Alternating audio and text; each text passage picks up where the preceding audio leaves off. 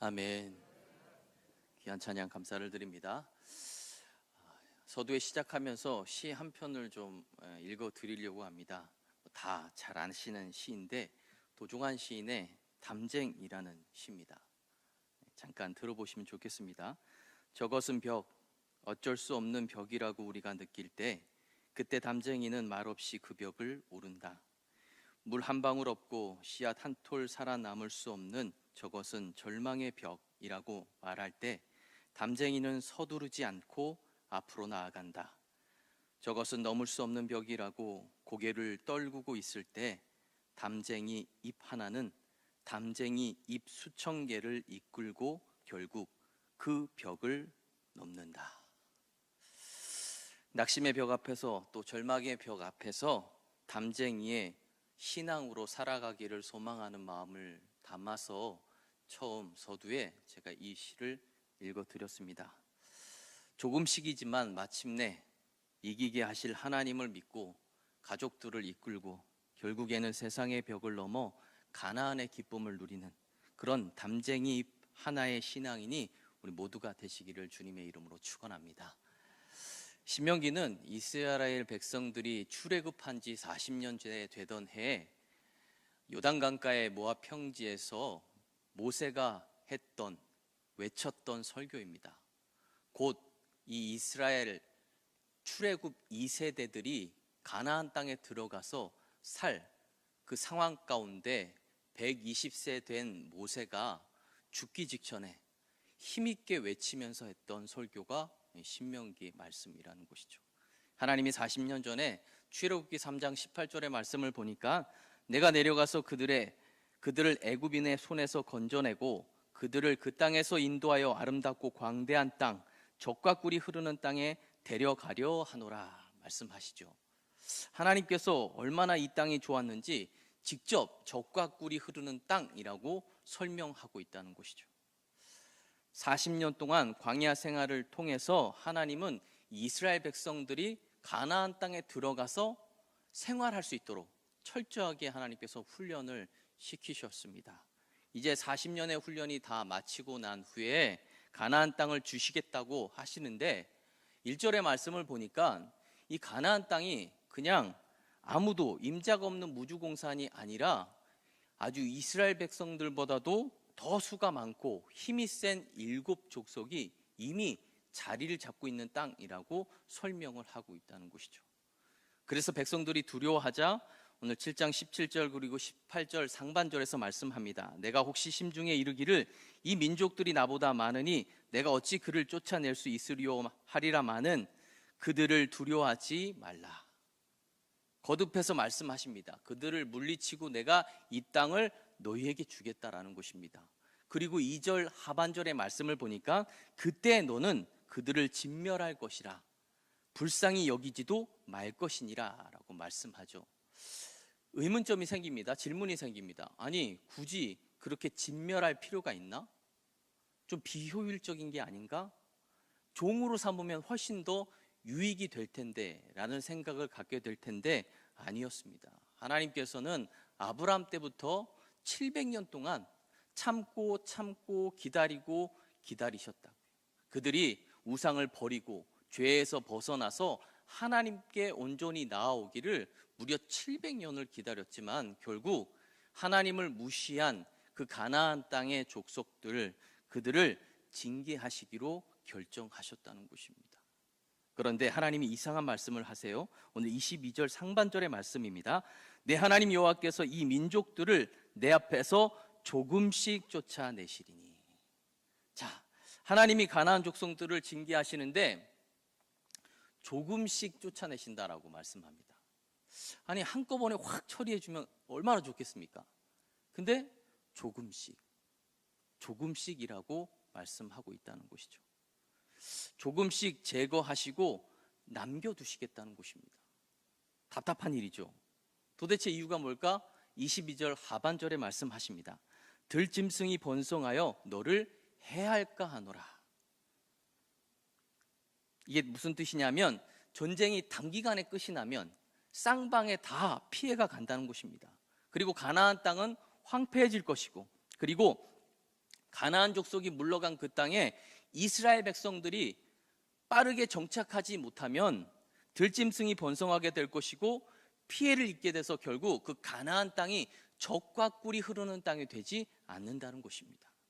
그러니까 가나안 정복이 쉽게 그리고 빨리 끝내면 도리어 이스라엘에게는 독이 되고 화가 된다는 것이죠. 그래서 조금씩 쫓아내신다는 것입니다. 빈 땅으로 두지 않고 계속 경작할 수 있는 그런 땅으로 남기기 위해 가나안 민족들을 남겨두시겠다는 것입니다. 우리가 생각해보면 내 문제가 깨끗이 해결되기를 소망하시죠. 한 방에 다 없어져 버리면 얼마나 좋을까라는 생각을 갖게 될 때가 많습니다. 아, 이거는 해결됐는데 왜 이건 해결되지 않지? 라고 원망하고 불평할 때가 있다는 것이죠. 그러나 조금씩이어도 아직 문제가 남아 있어도 이 모든 것이 우리를 위해서라는 사실을 기억하셔야 됩니다. 찔끔찔끔 해주시는 것이 못마땅하고 성에 차지 못한다 하여도 섬세하시고 세밀하신 하나님께서 우리를 위해서 배려하고 있다는 사실을 기억하셔야 됩니다. 조금씩이지만 마침내 해결해 주시고 찔끔찔끔이지만 마침내 기쁨을 주시는 그 하나님을 더욱더 신뢰하고 나아가는 여러분들이 되시기를 소망합니다. 자, 그 약속의 말씀 본문 23절, 24절에 두 번이나 반복하십니다. 마침내 진멸하시고 마침내 그들을 진멸하리라. 자, 이렇게 약속했는데 이 약속을 믿기가 쉽지는 않습니다. 사는 게 힘들어서이기도 하지만 이 이스라엘 백성들이 우리나라와 비슷한 면이 있어요. 그게 뭐냐면 굉장히 조급함을 갖고 있는 민족이라는 거죠. 외국인들이 우리나라 한국 사람들에게 빨리빨리 베스트 10이 있습니다. 10가지를 다 하면 너무 시간이 많이 가잖아요. 조금만 하겠습니다. 10위는 편의점에서 음료수를 먼저 마시고 계산한대요. 이해가 되시죠? 자, 9위는 3초 안에 웹사이트가 열리지 않으면 바로 닫아버린대요. 7위는 영화관에서 자막이 나오기도 전에 이미 벌써 일어나서 나간다는 거죠. 네, 공감이 되는 부분들이 있을 겁니다. 5위가 완전히 공감되는 거죠. 엘리베이터에 타서 닫힐 때까지 닫힌 문을 계속 누르는 거예요. 그렇게 누르는 거죠.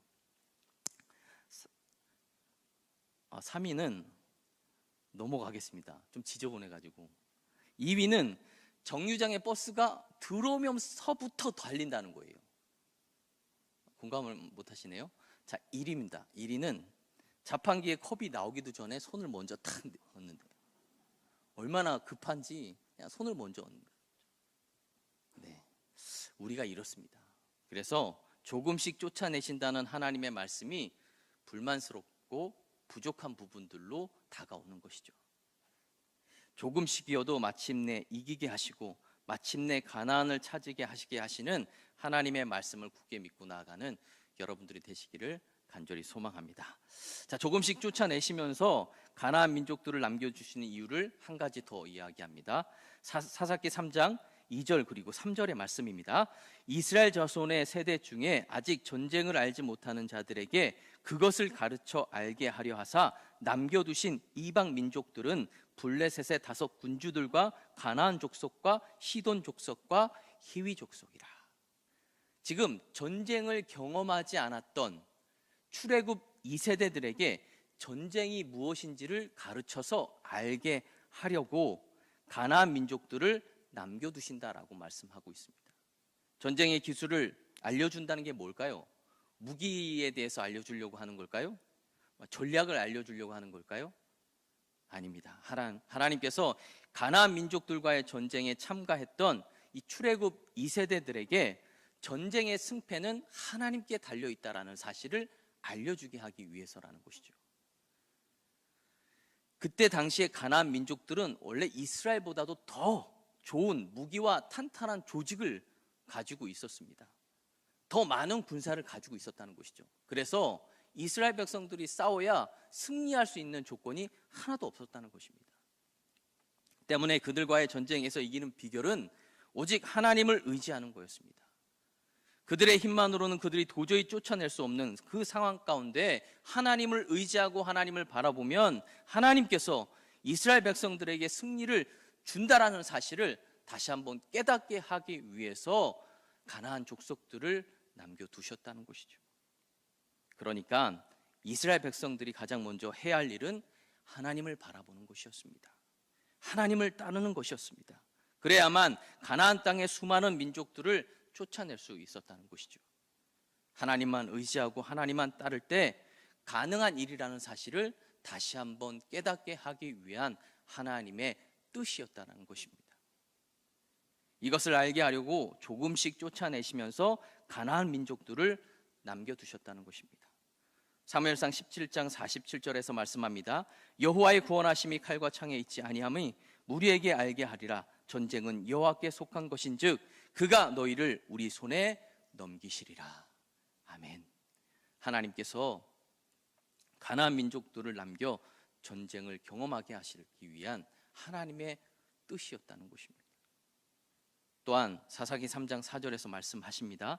남겨두신 이 이방 민족들로 이스라엘을 시험하사 여호와께서 이르신 명령들을 순종하는지 알고자 하셨더라. 가나안 민족들을 남기고 그들과 같이 살게 해서 신앙의 지주를 지키고 말씀을 따르는지, 아니면 변화되고 변질된 세상 가운데서 세속화되고 있는지를 테스트 하시겠다라는 말씀입니다. 그러니까 힘도 없고 가진 것도 없지만 그래도 마침내 가나안을 정복하려면 하나님만을 바라보고 하나님만을 의지하라는 것입니다. 우리도 마찬가지입니다. 하나님이 우리의 문제를 조금씩 해결해 주시는 것, 한꺼번에 속 시원하게 해결해 주시면 좋은데 아주 조금씩 해결해 주시고 남겨주시는 이유는 하나님을 바라보고 하나님을 의지하라는 것입니다. 그렇게 하나님을 의지할 때 그 모든 문제들을 하나님께서 해결해 주신다라는 사실을 우리에게 다시 한번 알려주게 하기 위해서라는 것이죠.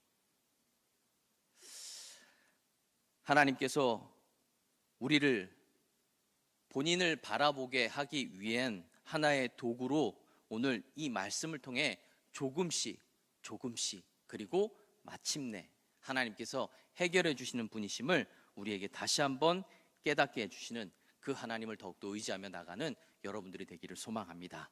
히스기야 왕이 이런 고백을 합니다. 이사야 38장 14절의 말씀 세 번역으로 제가 한번 읽어드리겠습니다. 나는 눈이 멀도록 하늘을 우러러 보았다. 주님, 저는 괴롭습니다. 이 고통에서 저를 건져 주십시오. 하나님을 바라보는데 눈이 멀도록 우러러 바라본다라고 오늘 히스기야가 고백합니다. 근데 이때가 언제였는가 하면 아수르 제국이 침입으로 예루살렘 성의 존폐가 바람 앞에 등불처럼 가물가물할 때였습니다. 게다가 설상가상으로 히스기야가 병들어 죽게 되는 상황, 아들이 없어서 왕을 이을 사람이 없는 상황이었습니다. 그런데 이것은 모두 히스기야가 말씀을 무시해서 생긴 일이죠. 하나님만 의지하라고 거듭 촉구하셨는데도 불구하고 심지어 이사야 선지자를 3년 동안에 맨발과 맨몸으로 말씀을 전하면서 설득을 했음에도 불구하고 하나님을 의지하지 않고 애굽을 의지하려 했던 그 히스기야에게 하나님께서 책망과 벌을 내리신 것입니다. 그런데 이때 히스기야가 하나님을 바라봅니다. 늦어도 너무 늦었습니다. 예루살렘 성을 제외하고 46개의 성이 이미 무너졌고 20만 명의 백성들이 포로로 끌려갔습니다. 그리고 히스기야도 병에 걸려 죽게 되는 상황. 늦어도 너무 늦었습니다. 그럼에도 불구하고 히스기야는 철저하게 하나님을 바라봅니다. 그래서였을까? 히스기야가 하나님을 바라보는데 눈이 멀도록 바라봤습니다. 다른 것은 보지 않고 하나님만 보는 그 눈이 되었다는 것이죠. 다른 것을 의지하지 않고 오직 하나님만 의지하는 그러한 신앙이 되었다는 것입니다. 놀라운 것은 그러자 하나님이 히스기야를 살리시고 그리고 18만 5천 명의 아수르 대군도 이기게 하셨다는 것입니다.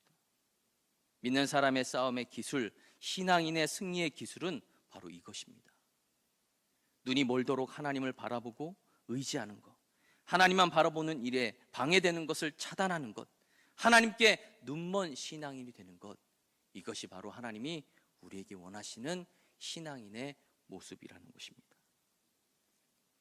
해결해야 하고 풀어야 하고 싸워야 할 일이 많은 우리에게 하나님께서는 오늘도 하나님을 바라보고 하나님을 의지하라고 말씀하십니다.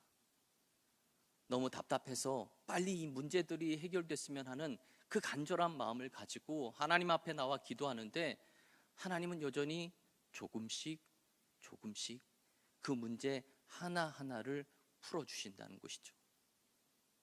답답하고 힘들고 어려운 상황 가운데 우리는 더 하나님 앞에 이렇게 기도합니다. 하나님, 이걸 깨끗하게 해결해 주십시오. 이 모든 것들을 다 해결해 주십시오.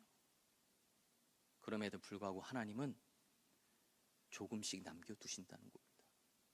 그래야만 하나님을 바라보기 때문에, 그래야만 하나님을 의지하기 때문에. 그렇지 않고 모든 걸 다 해결해 주면 너무 좋을 것 같은데 그렇게 되면 그때부터는 하나님을 바라보지 않는다는 것입니다. 하나님 말씀에 귀를 기울이지 않는다는 것입니다. 다시 한번 우리 모두의 신앙을 돌아보시고 조금씩이지만 마침내 우리를 인도하시고 우리를 승리의 길로 이끄시는 그 하나님의 놀라운 섭리를 다시 한번 깨달으시고 오늘도 조금씩이지만 하나님께서 우리를 향하여 행하시는 놀라운 일들을 바라보시면서 기뻐하시고 감사할 수 있는 그런 여러분들의 삶이 되시기를 주님의 이름으로 축원합니다. 기도하겠습니다. 하나님 아버지, 감사합니다. 조금씩이지만 마침내 우리의 인생에서 필요한 것들을 채워주시는 그 하나님, 오늘도 여전히 나의 삶 가운데 해결받고 싶은 것들이 많아서 더 하나님께 부르짖지만 그 문제들이 해결되지 않아 답답하고 힘들고 아파하고 있지만 그럼에도 불구하고 다시 한번 신앙의 눈으로 하나님을 바라보기를 소망합니다. 여전히 우리를 위해서 일하시고 계시는 하나님, 모든 걸 다 해결해 주고 싶지만 그렇게 하면 하나님을 바라보지 않을 것이고 하나님을 떠날 것이고 하나님의 말씀에 귀를 기울이지 않을 것을 다 아시기에 그렇게 하지 못하고 끙끙거리시면서 우리를 바라보시는 그 하나님을 다시 한번 우리가 깊이 묵상하게 하시고 조금씩이지만 마침내 승리하게 하실 그 하나님을 더욱더 붙들고 나아갈 수 있는 우리 모두가 될 수 있도록 인도하여 주시옵소서. 감사드리며 예수 그리스도 이름으로 기도드리옵나이다.